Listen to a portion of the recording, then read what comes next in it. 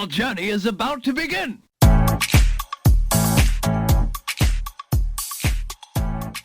Tout commence par un rêve. C'est la question que je pose à toutes mes invitées.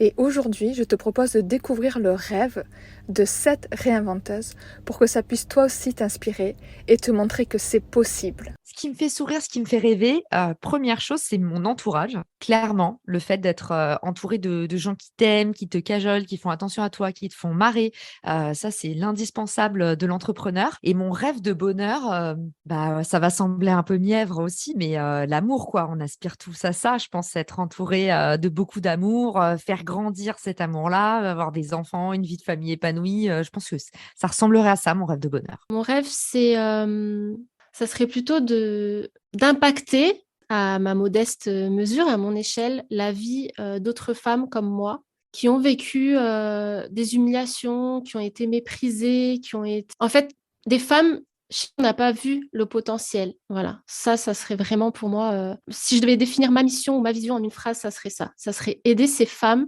à s'épanouir professionnellement, à trouver leur place et à oser révéler en fait tout leur potentiel.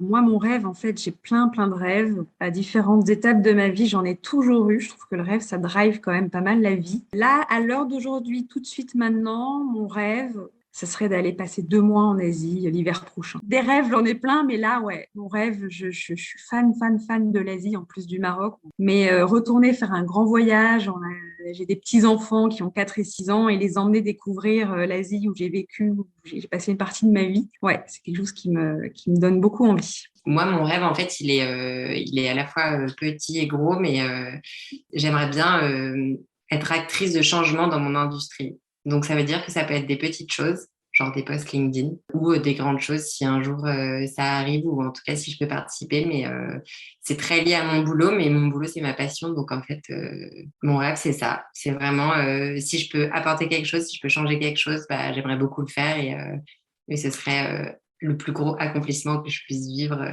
dans ma petite personne. Alors, c'est très drôle comme question, parce que moi, je me suis toujours privée de rêver. En fait, je suis quelqu'un de très, très pragmatique. Et donc, j'ai toujours pensé à une carrière bien tracée, avec des jobs très cadrés et très, très, très rarement dans les rêves, en fait, toujours dans la solution, etc. Et disons que le rêve est arrivé au moment où j'ai commencé à vivre des frustrations sur les métiers que j'ai exercés jusque-là. J'ai commencé dans l'audit, puis dans le conseil. Et en fait, je me suis rendu compte de la vacuité de la chose.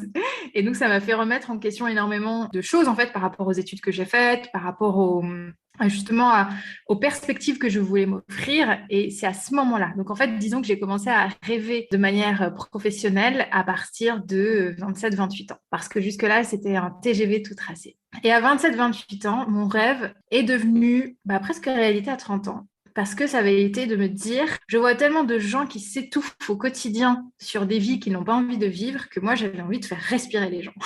Excellente question. Je ne sais pas ce qui a été mon rêve depuis toute petite.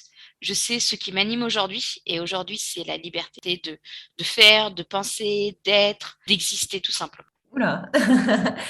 Alors, je dirais que mon rêve, ce serait que toutes les femmes puissent parler d'argent librement, puissent accéder, parce qu'on en parlera un peu plus en détail, mais accéder à la finance, à l'investissement, et puis construire du coup une économie qui soit plus inclusive, qui inclut plus de personnes et notamment davantage les femmes. J'espère que cet épisode t'aura inspiré et t'aura donné l'envie toi aussi de rêver. Je suis sûre que tu as des rêves et que tu as envie de les accomplir. Si c'est le cas, je t'invite à mon atelier Intention début décembre. Ensemble, on va poser tes rêves, tes intentions et surtout mettre des actions en place pour que tu puisses te rapprocher de tes rêves en 2023. C'est un atelier offert pour toutes les réinventeuses et je te mets le lien juste en dessous de cet épisode.